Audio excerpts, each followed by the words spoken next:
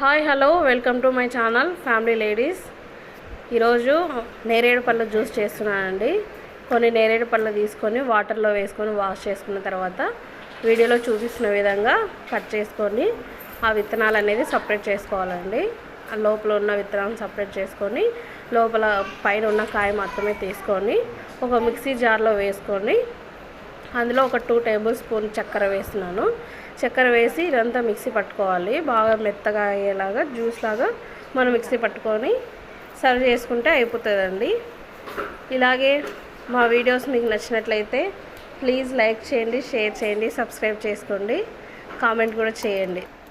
చూస్తున్నారు కదండి, మెత్తగా ఇలా జ్యూస్ లాగా చేసుకున్న తర్వాత మనం గ్లాస్లో సర్వింగ్ చేసుకుంటే జ్యూస్ రెడీ అయిపోతుంది. సర్వింగ్ జ్యూస్ అయితే చాలా టేస్ట్గా ఉంటుందండి. ఇలాగే మమ్మల్ని సపోర్ట్ చేస్తూ ఉండండి. Thanks for watching my video.